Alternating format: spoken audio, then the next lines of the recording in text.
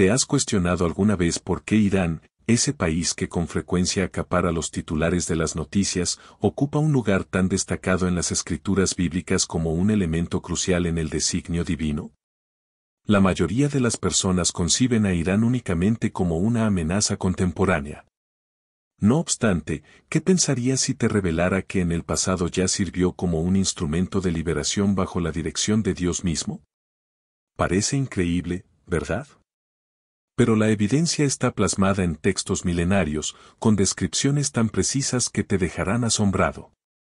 En este material audiovisual, explorarás cómo un reino no creyente se transformó en el personaje principal de vaticinios ancestrales. ¿Por qué el nombre de un rey persa fue divulgado más de 150 años antes de su nacimiento? Y lo que es aún más intrigante, ¿qué conexión tiene este hecho con los acontecimientos globales más recientes? La realidad acerca de Irán en la Biblia no es meramente un registro histórico, es un relato profundamente espiritual y profético que podría transformar por completo tu percepción sobre el final de los tiempos. Así que prepárate, porque lo que estás a punto de descubrir probablemente nunca te lo hayan expuesto con tal claridad. Y créeme, comprender el rol de Irán en las escrituras te brindará una nueva óptica sobre muchos aspectos, incluso sobre tu propia fe. En el plan divino, absolutamente nada es casualidad. Muy pocos se dan cuenta, pero Irán, conocido antiguamente como Persia, se ubica en el mismísimo corazón de la narrativa bíblica. No es un simple personaje secundario perdido entre las páginas antiguas de la Biblia, sino un agente fundamental en el gran plan de Dios. Por siglos, Persia fue empleada como instrumento para cumplir promesas, corregir caminos e incluso liberar al pueblo de Dios en momentos decisivos. Es asombroso percatarse de cómo un imperio considerado pagano, y muchas veces enemigo de Israel, fue a la vez un puente para la restauración. ¿Y si te dijera que la profecía no solo mencionó a Persia, sino que la posicionó como clave para la salvación del pueblo? Eso es precisamente lo que hace tan fascinante la narrativa bíblica, nos obliga a ver lo improbable como parte del plan. La historia de Israel no puede comprenderse sin la mano poderosa de Persia abriendo caminos, reconstruyendo templos y brindando libertad. Estamos hablando de una era en la que los imperios se destruían entre sí con facilidad.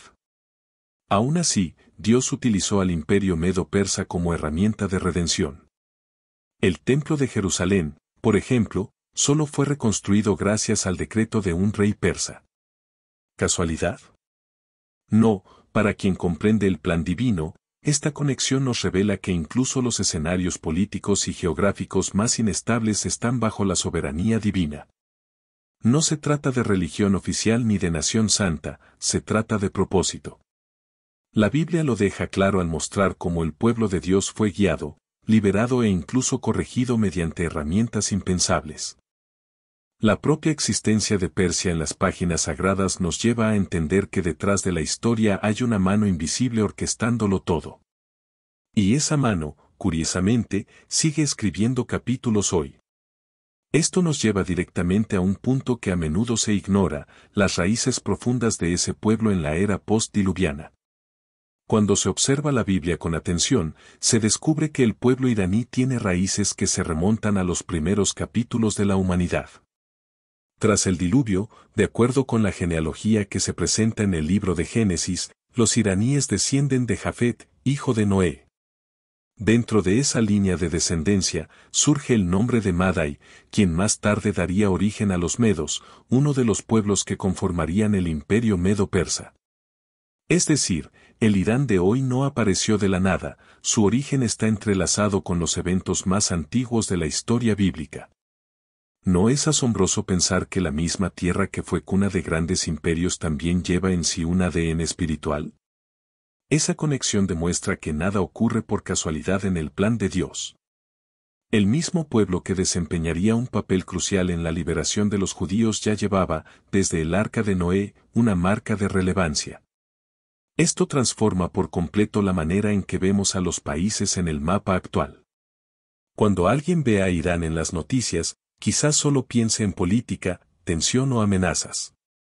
Pero al observarlo a través del lente profético, se comprende que allí hay una historia milenaria de implicación con el pueblo de Dios, y, lo que es más impactante, un papel asignado desde los tiempos de Génesis. Piensa en esto, el mismo Dios que dividió las aguas del diluvio también delineó las sendas de los descendientes de Noé. Entre ellos, los hijos de Jafet se dispersaron por las tierras que hoy identificamos como Europa y Asia Central. Madai se estableció en la región del actual Irán, y desde allí dio inicio a una trayectoria que sería utilizada en momentos cruciales de la Biblia, como el exilio en Babilonia y la restauración de Jerusalén. Esto nos sugiere que la geopolítica actual quizás sea solo el reflejo moderno de una trama divina mucho más antigua. ¿Y si todo comenzó con Madai? ¿Qué más estará reservado para sus descendientes en el plan de Dios? Ciro el Grande es uno de esos nombres que la mayoría conoce por los libros de historia, pero pocos saben que fue profetizado en la Biblia más de 150 años antes de su nacimiento. En el libro de Isaías, Dios lo llama por su nombre incluso antes de que naciera, diciendo que sería usado para liberar al pueblo de Israel del cautiverio en Babilonia. Es como si se tratara de un guión escrito con precisión quirúrgica, donde hasta el actor principal ya estaba asignado mucho antes de subir al escenario. Y lo más sorprendente, Ciro ni siquiera formaba parte de la alianza con el pueblo de Dios, pero aún así fue un instrumento directo de la soberanía divina. Lo que hace que esta historia sea aún más fascinante es lo que hizo Ciro. No solo derrotó a Babilonia, sino que también firmó un decreto que permitió a los judíos regresar a Jerusalén y reconstruir el templo. Eso, para los estándares de la época, era casi impensable, un imperio derrotar a otro y aún así liberar a los esclavos para reconstruir su templo. Esto solo sucede cuando hay un plan superior en acción, y eso fue exactamente lo que ocurrió. Persia se convirtió en las manos de Dios en la clave para la restauración espiritual y física de Israel. ¿No es curioso pensar que un hombre considerado pagano terminó cumpliendo una profecía bíblica con tanta exactitud? Hoy, cuando alguien duda del poder de la profecía, basta con mirar el ejemplo de Ciro. Él demuestra que el plan de Dios trasciende los muros de la religión y alcanza incluso a quienes ni imaginan estar siendo utilizados. En tiempos modernos, sería como ver a un líder mundial tomando una decisión que, sin saberlo, cumple un plan profético milenario. Esto nos enseña que la mano de Dios no necesita pedir permiso para actuar, simplemente actúa con o sin etiquetas religiosas. Y esa acción continúa a lo largo de la Biblia, especialmente cuando miramos a otra figura inesperada, una reina que salvó a todo un pueblo con valentía y estrategia. Esther es ese tipo de personaje que parece sacado de una película, huérfana judía, llevada al palacio y coronada reina del mayor imperio de su época. Pero lo que parecía una coincidencia romántica era en realidad una estrategia celestial. En el momento más crítico para los judíos, cuando un decreto malvado amenazaba con exterminar a todo el pueblo, fue ella quien se alzó. Sola, enfrentó el riesgo de muerte al entrar sin invitación en la presencia del rey Jerjes. ¿Y todo esto por qué? Porque comprendía que estaba allí, en ese lugar, para un tiempo como este. Y cuando se entiende el tiempo de Dios, hasta el miedo se arrodilla. El libro de Esther es uno de los retratos más impresionantes de la providencia divina. Dios no es mencionado directamente en ningún versículo, pero su presencia se percibe en cada decisión, cada giro inesperado, cada detalle. Esther no solo salvó a los judíos del genocidio, también estableció el Purim, un festival que hasta el día de hoy recuerda al pueblo de Dios que la victoria puede venir de las manos más improbables. Esto también nos enseña algo práctico: por más vulnerable que uno se sienta, si está en el lugar correcto y actúa con sabiduría, puede transformar el destino de muchos. Esto es una lección de coraje, ayuno y propósito. Esa historia, donde el coraje, ayuno y propósito hicieron de la reina Esther una leyenda espiritual, también arroja luz sobre cuán profundamente estaba el imperio persa insertado en el plan profético. Después de todo, no cualquier reino alberga a una heroína bíblica y permite que el pueblo de Dios sobreviva dentro de sus murallas. La conexión entre el palacio de Susa y Jerusalén nunca fue solo geográfica, fue profética. Y en ese mismo tono que nos deja con el corazón acelerado al hablar de Esther, comienza a emerger otra narrativa, una que mezcla bestias simbólicas, carneros con cuernos y un profeta atrapado en visiones, Daniel, el cautivo que vio el futuro. Daniel fue más que un profeta, fue un intérprete de lo invisible, un hombre que vio el mañana mientras vivía bajo el dominio de imperios. En sus visiones, Persia no aparece como un figurante, sino como protagonista de momentos decisivos en la historia espiritual de la humanidad. Un oso se levanta, símbolo de fuerza bruta y expansión, representando al imperio medo-persa. En otra visión, un carnero con 2 cuernos avanza en todas las direcciones dominando sin resistencia. Lo más impresionante es que Daniel describió todo esto mientras aún estaba bajo el cautiverio de Babilonia, sin saber que pronto Persia tomaría el control. Esas imágenes no eran meros símbolos, traducían la forma en que Dios veía los acontecimientos futuros. El oso y el carnero no son solo figuras apocalípticas, son retratos fieles del poder político y militar de la época. La dualidad de los 2 cuernos representa claramente la unión entre medos y persas, un imperio que surgiría con fuerza y transformaría el destino del pueblo judío. Mientras muchos veían solo movimientos de ejércitos y reyes subiendo al trono, Daniel veía engranajes espirituales girando tras el telón de la realidad. Y eso nos enseña que leer la historia sin la lente de la profecía es, como mínimo, una lectura incompleta. Si alguna vez has tenido la sensación de estar viviendo algo más grande de lo que parece, Daniel te entendería perfectamente. Sus visiones muestran que los imperios surgen y caen, pero el plan de Dios permanece inquebrantable. El imperio medo-persa sería durante un tiempo el escenario donde el pueblo de Dios encontraría alivio, reconstrucción y esperanza.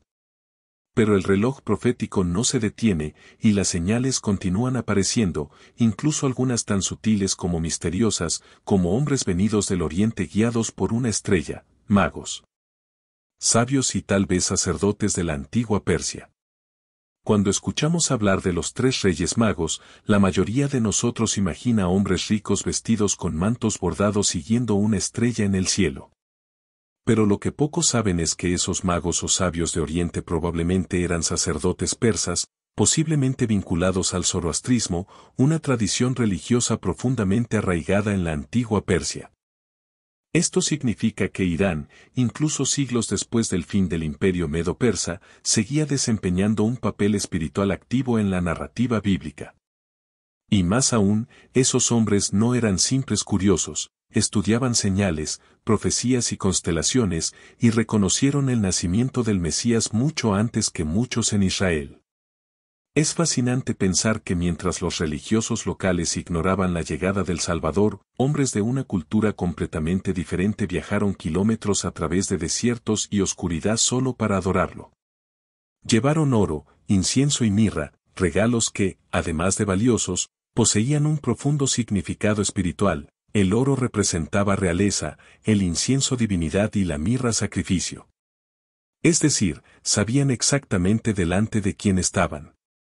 Esa escena nos enseña algo poderoso: quien busca con sinceridad encuentra, y a veces, quien está fuera de la religión oficial entiende mejor las señales del cielo que quien vive dentro del templo. La presencia de los magos en el pesebre también nos muestra que Persia nunca dejó de estar conectada con el pueblo de Dios. Fueron, en cierto modo, la continuación de una línea invisible que unía al antiguo imperio con la nueva alianza que se inauguraba con el nacimiento de Jesús. Es como si la Biblia susurrara que, incluso entre líneas, la profecía sigue viva y activa. Y esa conexión no termina ahí, porque los mismos territorios que un día enviaron regalos al Mesías están proféticamente involucrados en las visiones sobre los últimos días. En el libro de Ezequiel, capítulo 38, hay una profecía que aún hoy provoca escalofríos y debates entre estudiosos: la guerra de Gog y Magog. Y adivina quién aparece en la lista de aliados de Gog: Persia. Sí, el mismo imperio que liberó a los judíos y reconoció el templo de Jerusalén en el pasado, ahora reaparece como parte de una coalición que se levanta contra Israel en los tiempos del fin. Ese giro impresionante muestra cómo en el plan divino las naciones pueden ser utilizadas tanto para edificar como para confrontar. Una vez más, el Irán actual, heredero directo de Persia, se ve envuelto en una trama profética que trasciende cualquier titular de prensa. Es como si la historia tuviera un ciclo, y en ese ciclo, Persia entra en escena en momentos decisivos. En la antigüedad, simbolizaba restauración; en los últimos días, representa oposición. Esto no significa que el pueblo persa esté maldito o sea enemigo, sino que el escenario profético exige que ciertas piezas estén en posición. La coalición descrita por Ezequiel no es solo geopolítica, es espiritual.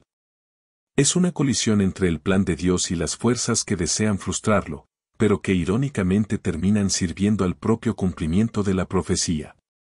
¿Cómo resistirse a un guión que se cumple incluso cuando parece saboteado?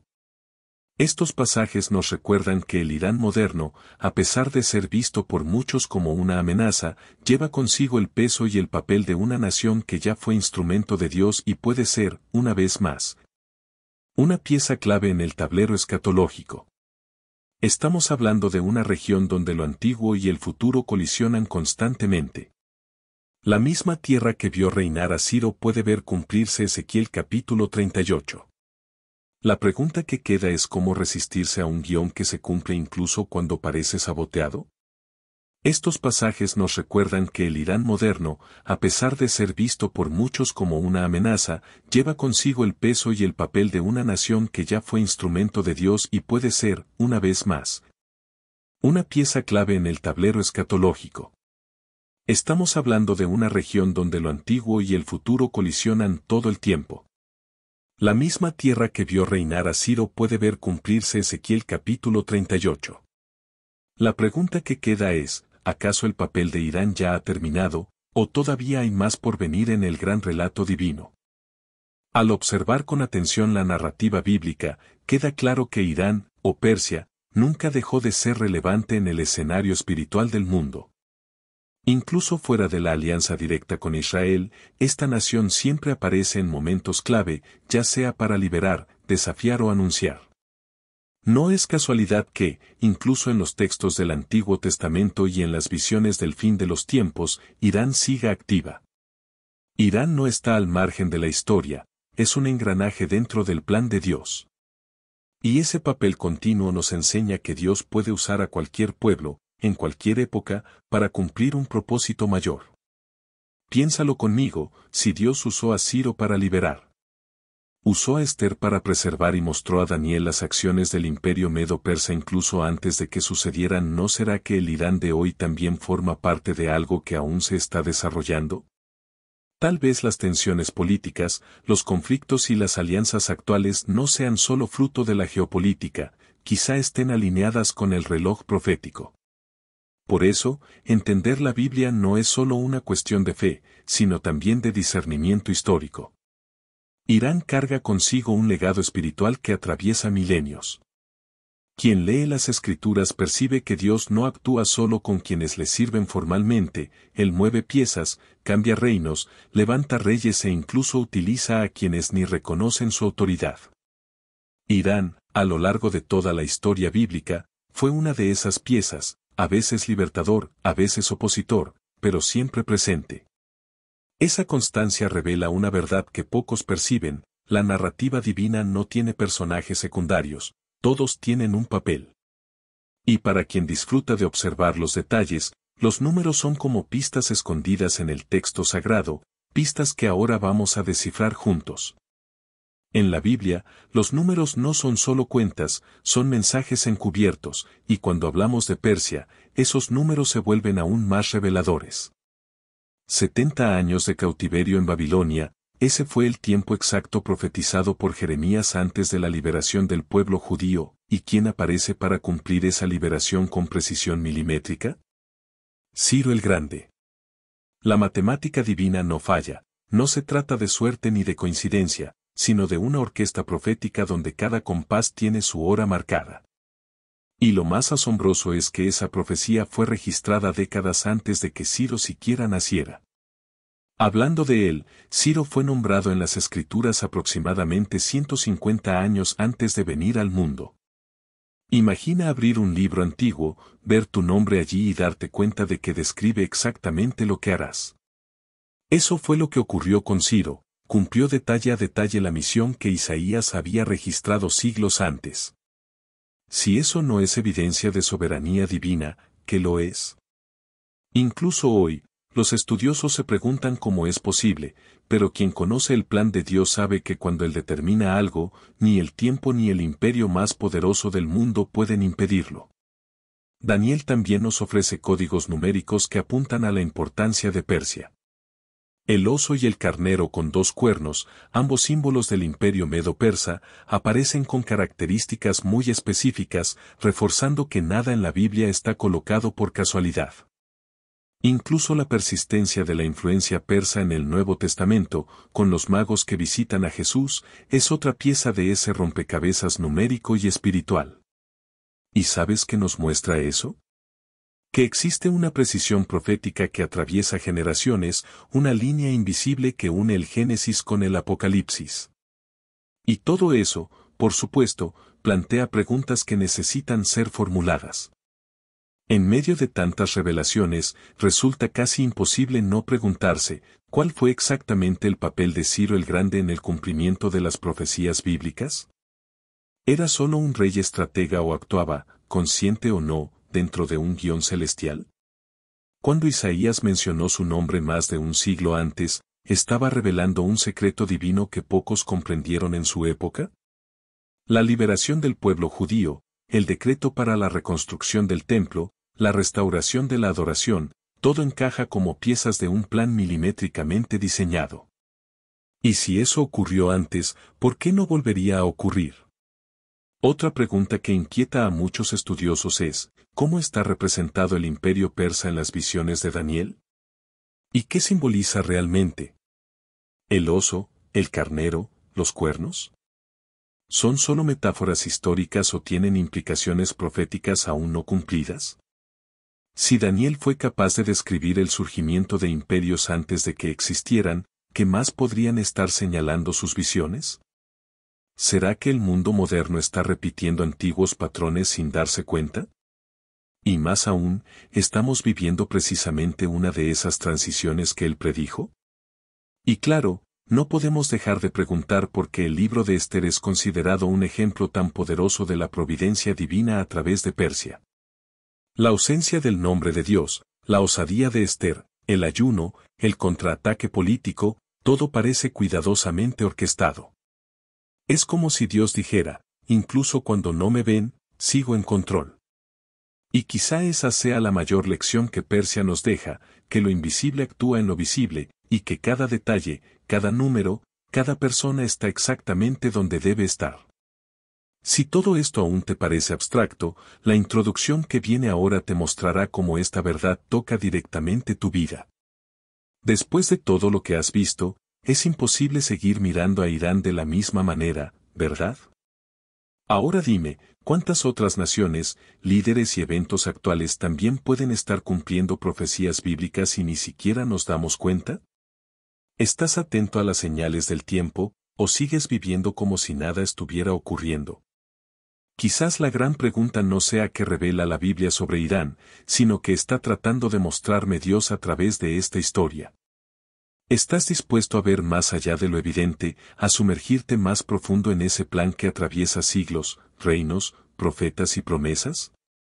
Si este mensaje te impactó, entonces ha llegado el momento de actuar. Suscríbete al canal, activa la campanita y comparte este video con alguien que necesita abrir los ojos ante lo que está por venir. Aquí seguirás descubriendo verdades ocultas, secretos proféticos y revelaciones que pueden transformar tu fe. Entender el pasado bíblico es la clave para discernir nuestro futuro.